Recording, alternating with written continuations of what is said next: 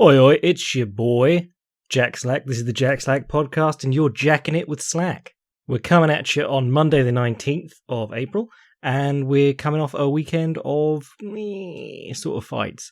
I suppose the big one is Ben Askren versus Jake Paul, which went about as everyone expected it to.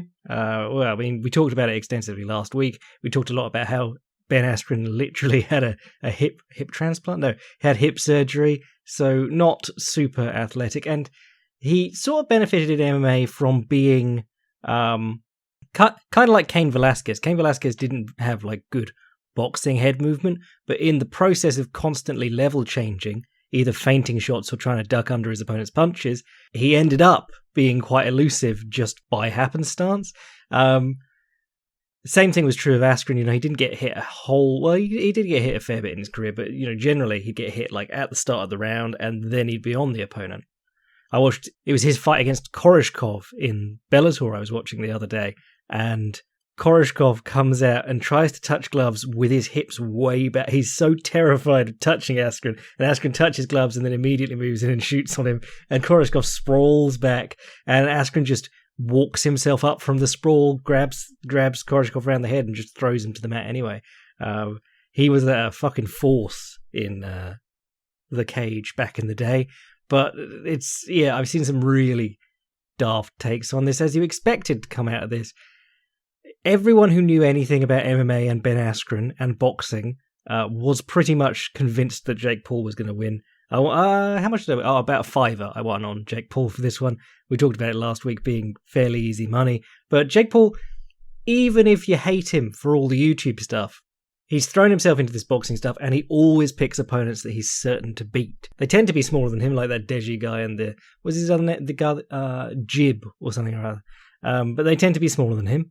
And he's also not bad for someone who's just taken up boxing. He actually does have a nice jab. He will drop away and look for that overhand. He did it to Nate Robinson half a dozen times, and Nate Robinson kept turning his head, so he ended up getting hit over the back of the head, which is really bad.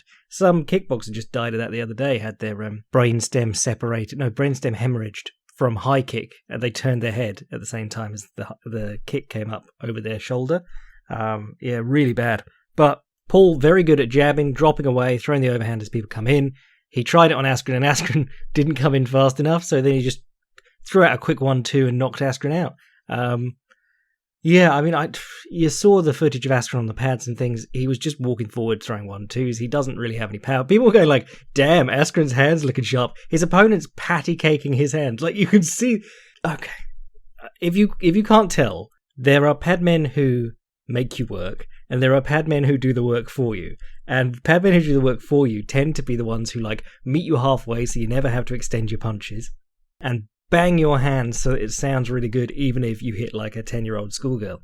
But I think that the ref did a good job here because it was clear that Askren was out of it, and he almost restarted the fight, and then he looked back at Askren and went, oh, hold on, walk to me. And Askren couldn't really do it without leaning on the ropes or falling over. So good stoppage there. Narrowly missed a very bad stoppage. But yeah, what do you expect? Like we said, Jake Paul can actually crack a bit and sets up his punches fairly well, the few that he has. Whereas Ben Askren, trained with strikers for a long time, but he was making his skill set work against strikers, not striking to learn striking. I was watching his MMA takedowns DVD on BJJ Fanatics yesterday, day before probably, and it's really good. It was really interesting hearing him just sort of talk about how he had to change his wrestling for MMA, and it's very interesting. Like when you consider Askren had that success sort of smothering people, but and riding the wrists and things like that, but other competitors like Usman and Khabib, two of the guys who are top of the heap at the moment, or Khabib was when he retired. Very, very different philosophy, because Askren was saying in it, lots of people like being near the fence, or lots of wrestlers like being near the fence when they finish their takedowns, but he always hated it. He felt like it was an advantage to the other guy to be able to wall walk, which is very interesting because, so much of Usman and Khabib's games is the counter wall walk, and Askren said that he hated it. He said he felt like it gave strikers a chance against him. But there's some other interesting stuff he was talking about, like how in sparring with people who knew him and started to pick up on what he was doing, he liked to throw body kicks, and then the opponent would grab the body kick and he'd come in and basically treat it like defending a single. So you take the overhook, you post your head, you come down, and you're in an over-under clinch, which is really interesting because, you would never try a single leg on Ben Askren, but if he kicked you might grab his leg. But yes, this whole event, I think it was Triller boxing. It was shit regardless. I just, if you are a fan of Snoop Dogg on commentary, I mean, I'm really happy for you because you're going to find out about, actually funny people at some point, and then you're going to have, a lifetime of joy ahead of you. But the dude we said this in the Tyson Roy Jones thing, it just repeats the same one line he's prepared a dozen times. And if he doesn't get the reaction that he wants out of the commentary crew, he'll keep saying it until they are like, oh, that's very funny, Snoop. And then they had Pete Davidson, who isn't funny. Al Heyman, for some reason, agreed to, the obvious reason, money, agreed to do this. Oscar De La Hoya just coked out of his face doing commentary. Just appalling all around. And people were like, Michael Buffer announced X famous fight versus Y, and he's stooped to doing this. And you're like, no, Michael Buffer used to do WCW cards back in the day, and they'd pay him $500,000 a pop, and that was in the 90s. And he didn't add anything to the broadcast. You get no extra buys from having Michael Buffer or Bruce Buffer there. They made it in Vegas a law that you have to have a licensed ring announcer, which is just a grift. But neither of those two are actually adding any value to the product. They're just a nice thing to have if you can. Michael Buffer's going to pick up his money and then fuck off to do whatever he wants with the rest of his week. You don't have to worry about him making it look legitimate or whatever. Event was shit. Steve Cunningham fought Frank Mir. It was supposed to be Antonio Tarver, but apparently he couldn't get cleared. He's 50-something. But Cunningham, most people remember him for being an okay sort of light heavyweight, cruiserweight heavyweight sort of, one of those boundary fighters. And he fought a young Tyson Fury and knocked him on his ass. And that was back when we were all like, Tyson Fury, what a bum. And that proves he's a bum. And, it was quite cool to see him back in the ring. He did fine, just made Mir look bad. But then Mir did okay for a guy who doesn't box. Or hadn't boxed. And then I didn't watch anything else on that card because I'm not a masochist. And to be honest, there was a lot going on this weekend that wasn't really going on. A lot of stuff happened but isn't really worth talking about. Most of that Bellator card, most of the UFC card was very disappointing. But I suppose we should talk about the things that really did impress me this weekend. And number one, obviously, Rob Whittaker versus Kelvin Gastelum. Now, obviously, the UFC phoned it in, it seems, because they were worried about competing with Jake Paul versus Ben Askren. But this main event was a good shout. It was a last-minute replacement. Well, not last-minute, a couple of weeks replacement. Paulo Costa was supposed to fight Whittaker, and he got COVID. I think he actually suffered from COVID. It wasn't like he just had a positive test, which is what happened with Ricardo Ramos. He just got a positive test for COVID, and we lost that fight. But I think Costa was actually pretty ill. But Kelvin Gastelum stepped in on a few weeks' notice, and this was a rebooking because they were booked to fight in 2019, back in February, when Rob was the champion. And they did a whole season of Tough around it, which was, I'm starting to watch it because it was actually pretty interesting watching Rob give sort of coaching advice to people. And apparently he absolutely hated his team because they just, all he wanted to do was work cardio and keep them in shape for it. And they were like, why aren't you teaching us cool new moves while we're, in this 6 weeks we're here or whatever it is, and taking fights in the meantime. And the one guy who apparently did listen to him was Juan Espino, and he's doing great. So, but this fight, I wrote something about it the first time it was booked, and I was actually pretty excited for it because Kelvin Gastelum is exceptionally quick. And in this fight, Whittaker just looked considerably faster. It was very impressive. I can't work out if Gastelum wasn't as fast as he normally is, but that's the thing about fighting. It's always a binary relationship. You can be very fast, compared to 90% of fighters. You could be very fast within all fighters ever, but you're only in the ring with one man, and you're either the faster or the slower in that fight. And it's the same with strength. It's the same with almost every quality. You are either the man with it or the man lagging, behind on it. And in this matchup, as little as I expected it, Whittaker was the much faster man. And what I really liked about this one, compared to like the Cannonier fight and the Till fight, the variety from Whittaker.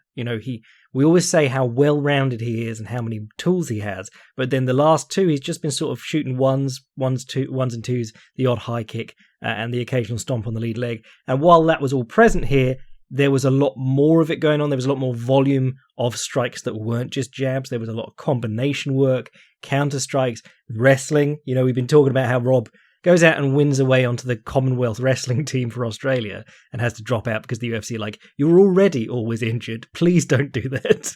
But, this guy goes out, competes in ADCC, competes in wrestling, clearly wants to get better, can wrestle and grapple offensively, but doesn't do it in the cage.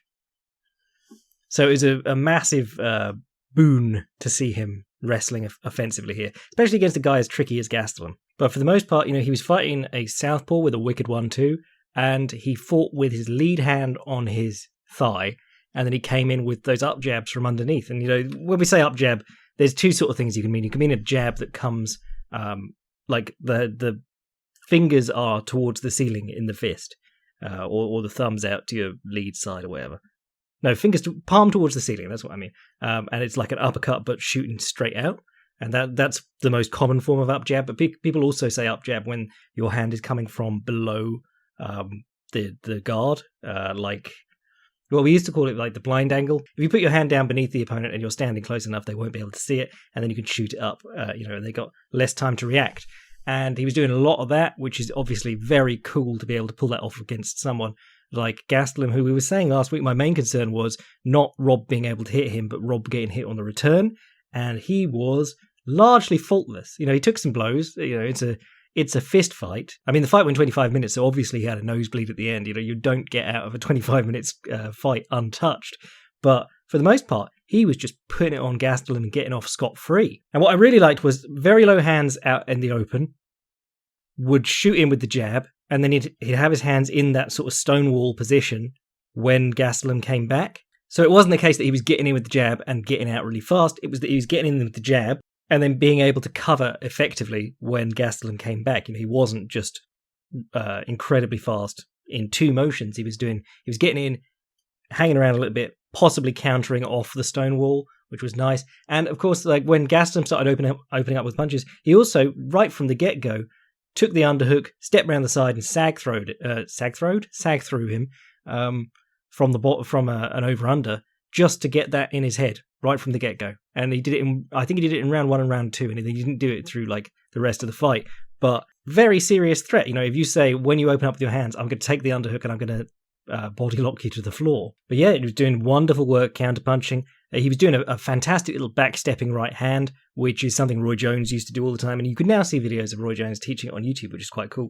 But, if the opponent's coming in towards you, you step back with your right foot to lengthen your stance, and you can throw your head off to your left slightly at the same time and throw your right straight while taking a half step back, basically. Manny Pacquiao was really good at it too, with his left hand, obviously. But yeah, he landed a couple of those really nicely too throughout this fight. And then the old 1-2 high kick, the Whittaker special, showed up constantly because he was establishing the jab and he was saying, like, if you start moving your head out of the way, I'm going to head kick you. So basically, Gastelum's rear hand took a pounding. His forearm must be sore. And then he was throwing some nice body kicks too, because that's the thing, like in the Till fight and the Cannonier fight, I felt like he was waiting on the kick. He was jabbing and throwing the odd right straight, and then he'd throw the 1-2 high kick. And in this one, he was actually going up and down the body with the right kick and actually, piling up some damage with it. And you saw a lot of that way that he comes down off his right leg, he'll come down and throw the left hook or spring in with the left hook, and he's so good with it. If you watch the fight with Brad Tavares, which is like a 20-second knockout, so it won't take you long, but he throws the right front kick, puts it down behind him in like a sprinter's stance, up on the back foot, and bounces forward and throws the left hook off it and catches him. And he was doing it a lot against Romero in their first fight too. But the left hook and the right round kick were really money for him here. There was one where he threw his right low kick to the lead leg of Gastelum, came back with the left hook, and then threw a right high kick immediately afterwards. And that's, your body is working in that way. When you throw a right round kick, your body's going to come back when your leg comes back, so your shoulders are rotating anyway. So throwing left hooks off right kicks is always a great thing to do, especially because, when we talk about like closing the door, if the guy chases you back off that kick, you can hit him with the left hook, or at least club his guard and put him in defense. But to be able to, those are different range techniques. A right body kick or a right low kick to the inside of the lead leg against a southpaw is a very different distance to a good left hook landing. So to be able to get all of those off dangerously is quite impressive. And then there was that nice stamping side kick to the lead leg where he threw it once and then he picked it up again, picked up the knee, and then he turned it out towards Gastelum and front kicked him in the face. It was gorgeous. But one of the interesting things on Gastelum's end, still unhold downable, basically. Just incredible. Whittaker did hold him down at several points, and the way that he did it was to sit in half guard. He had position to pass, then he was refusing to. If you saw him, he had the cross face, he had the underhook, he had everything he needed to pass, to do the no hands pass, put your instep on their thigh and do that little tripod and go through. The old GSP favourite, BJ Penn, loads of guys have done it, but he had the pass there, and Gastelum was waiting for him to pass, and he was like, I'm not going to pass. So the ref was being very generous, letting him sort of stay in top position without doing anything. But you did see, in the moments when they weren't in half guard, Gastelum will belly down towards him or belly down away from him and get to his knees immediately, like that. He's so fast going to his hands and knees, and then he gets up. Anytime he turned into Rob or away from Rob and got his belly pointing down, he was up seconds later. That's how good this guy is at wrestling style stand-ups. And then in round 5, he got taken down with a head outside single, which we're always talking about at the moment. And I was going to put a thing up being like, yeah, love to see it. But head outside single, we love it. The high crotch rather. And just complete masterclass from Rob. I was thinking by the end of that fight, I was like, the main damage that Rob sustained is going to be to his hands. He just he couldn't miss. Now, it does put him in an interesting position because we said last week he's fought himself back into a title shot, and we haven't seen an awful lot of improvement. Well, I mean, improvement is a relative term because he's looking so sharp and fast, but he hasn't showed us a completely different Whittaker to the guy who lost to Israel Adesanya. Now, part of that is because he was already a pretty well-rounded guy, but you have to remember that he lost the Adesanya fight. As much as Adesanya looked fantastic in that fight, he also lost the fight based on fighting really dumb. It was not a good game plan. He was chasing after Adesanya, having trouble getting to him. So then he'd circle the ring and try and do it again on a straight line. It was really not at all surprising that he got caught on the chin eventually because he was just lunging after him. And really we can probably say this now because people aren't as Adesanya is literally untouchable as they were before the Jan fight. But Whittaker's success rate could have been improved a great deal just by, a little bit more cautiously making sure they're a bit closer to the fence before he initiates. Even that much would be a big difference over just, I'm standing with my back to the cage and I'm going to run towards you and hopefully I catch you before I run out of steam or you check hook me. And of course the low kicks is something we always talk about with Adesanya versus Whittaker. Keeps pulling his head back, leaving his lead leg there. You got to go for it. I mean, Luis Penne on this card, he fights very, he's such a tall guy. He's got that sort of Luke Rockhold syndrome where he's learned that if he leans back, the other guy's going to have a real trouble, getting to him even. But he fights in this long squatted stance so that he's down level with the opponent. And he leans all the way back. And what was his name? Alex Munoz was just pumping his hands and then kicking his leg. And it worked fantastically. But the wrestling is always an interesting part too. If he's willing to clinch Adesanya, wrestle with him, even striking in the clinch is something that is a good way to break up just that nice clean kickboxing match on the feet that Adesanya is so good in. Marvin Vettori was getting pretty angry about this, being like, I deserve the title shot. You're like, you just beat Kevin Holland. I don't think you do. So what else happened on this card? Not a great deal. I mean, Gerald Meerschaert fought Bartosz Fabinski, and like he was boxing, and when he boxes, I hear the either Flat Wario or Drunk Wario theme from Wario Land 2, which I'm not going to sing in case Nintendo copyright claim me, but I just hear that every time he starts boxing. It's just so slow and weird looking. But then Fabinski gets into the fence, ducks in on his hips, and Meerschaert jumps the guillotine and chokes him. You're like, oh, good, there we go. That's going to be Dustin Poirier sitting at home going, I knew it was possible. Yeah, people coming up, don't jump guillotines with your back to the fence. It's not generally a good idea, but General Meerschaert can like pull mount on people and still do decently in the grappling. In terms of actually grappling, the one we were all looking forward to was Alexander Romanov versus Juan Espino, and this was a really fun one. Just two big boys banging and throwing each other. Fucking a Sotogari from Juan Espino with his back to the fence. Stepped across, did the outer reap throw, and threw this 300-pound man down on his back. And you're like, well, that is probably, a good chance he got a concussion from that alone. Yeah, just two dudes throwing each other. I mean, Romanov got on top, closed guard, and was doing that thing where he's just sort of spazzes out. I was watching his one against, is it Ricky Martinez, whatever his name was. He gets top position, and he's just hammering his forearms and not actually doing it. He misses so often when he's on top, and the guy on the bottom, because it's heavyweight, they're not getting up, will hammer fist upwards and hit him every time. And Juan Espino did it here. He was landing more blows from the bottom than Romanov was from the top. But yeah, I mean, this was a really unfortunate ending because they were throwing each other around. Espino was coming on in the second and third, and then a knee to the groin along the fence caused the stoppage. Really unfortunate. Lots of people were being like, how do you get kneed in the balls and end up limping? But apparently his cup went into his leg, which I have experienced that. I can imagine that if it's a 260-pound dude behind it, it's probably going to leave a mark in your leg, a dent. But kind of unfortunate because like they went to the technical decision and Romanov won, even though Espino was pretty much taking over that fight. Now that's the sort of fight, like when you've got the words technical split decision, you're going, oh, that's a very unconvincing win. But the commentator's like, Romanov continues undefeated. And if I'm Romanov, I'm not taking that fight again.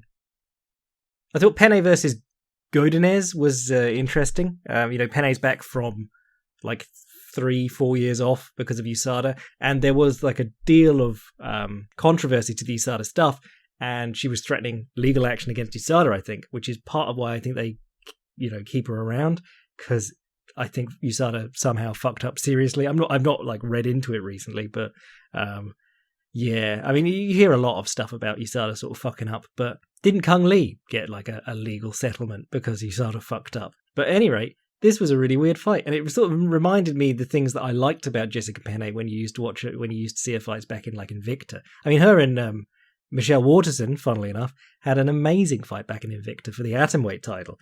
And when you see Jessica Penne in there at like strawweight, you're going, well, she's very tall even for a strawweight, so she was emaciated at atomweight. But this one was a real throwback to a very strange pair of fights, which you probably haven't watched, but might want to after this. Shinya Aoki versus Akira Kikuchi. Kikuchi was one of the original Killer Bee guys. It was him, Kid Yamamoto, Katetsu Boku. There were a couple of others. But yeah, badass. Could stop a takedown like a beast.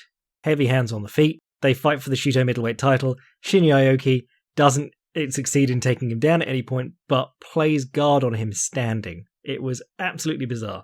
And it was the same sort of thing. He'd get the overhook, control the wrist on the other side, and he'd start threatening jumping triangles. He'd get like where Penne's throwing her foot across the opponent's back and putting it like in their hip pocket so that it holds her up while she jumps for the triangle. Aoki was able to push the guy's wrist back so that his elbow made a little hole behind his back, and Aoki would loop the foot that's going across the back into that crook of the elbow and carry himself on the guy's elbow joint. Really incredible. And he did it twice. 2 fights with Kikuchi, plays guard standing both times. Did it work for either of them? Did they get the submission? No, but they did manage to stay offensive through most of the fight, until Penne got jackknife powerbombed at one point. But yeah, I enjoyed it a lot. I thought that was good fun. I really liked the push kick that Penne was using too. I don't know if I'd have given the decision to her. I wasn't really keeping track of the rounds, but it was decent. And then the other thing I liked was my boy Austin Thud Hubbard turned up, and he had also a late replacement sort of guy, Dakota Bush, and Dakota Bush came out like a house on fire and very quickly slowed down. And you've got to think like that's the 2-week thing or whatever it was. Just try and get him out of there early because your cardio's not up to snuff. And basically what happened was he won the first round. Starts looking for takedowns towards the end of the first round. Second round, comes out looking for a single leg. Hubbard easily shucks him off. Because, Hubbard, one of the reasons that he's so interesting is that he's had this mega weird career, matchmaking-wise. He fought Davy Ramos in his first UFC fight, ADCC champion. He fought Marco Madsen, Olympic silver medalist. He fought Max Roskopf, very highly touted grappler and wrestler. And then Joe Selecki, another shit-hot grappler. So he's had a lot of experience with guys trying to take him down. And he tends to come in good shape. So like when Max Roskopf couldn't or stopped being able to get the takedowns, he basically gave up. And there was a bit of that here with Dakota Bush. He didn't give up. He fought through to the end. Don't want to tar him with that same brush in the same way. But the second single he shoots in the second round, and I watched this about 12 times because I kept rewinding and going, huh? He shoots a single towards the fence. Hubbard gets his head in and defends the takedown on one leg at the fence. And Bush, with the underhook, turns his own back onto the fence and sits down into the wall walk. And that was the moment that I knew he was fucked in this fight, because there's pulling guard when you're desperate or tired, but to pull a guard that you can't actually attack from because you want a break is really, whoa, he was not in condition for this fight.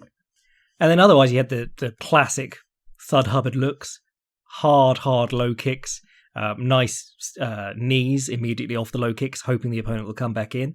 Lots of up jabs and uppercuts, good straights, jabs and straights to the body. And he was using a really nice push kick with his right leg. I thought he was using like the heel into just above the hip. And that was something I haven't seen him do too much before too. So another win for my boy, who is pretty short on wins in the UFC. Oh, no, that brings him up to 3-3 in the UFC. Good on him. Because he was in position where he could have like lost this one and been cut. And it would have been sad because he's a lot better than I think that record says he is. And on the subject of people who are a lot better, or getting cut weirdly, actually, there was a great fight in Bellator. I know I shocked you, but there was a great fight in Bellator, and it was the first fight of the night so that they could put it on at a good time in the UK and in Denmark and other European countries. But it was Sol Rogers of Tough, but then who couldn't get a visa to fight in the UFC, versus my boy Mads Burnell. And Mads Burnell obviously cut from the UFC on a 1-1 record. He won one and then he beat up Arnold Allen for 2 rounds and got choked in a guillotine because he just got caught. And they cut him, which is amazing. He would be top 15, top 10 in the world right now, or rather in the UFC right now, if he was still in the UFC. But he went back to Cage Warriors, just murdered a load of dudes there.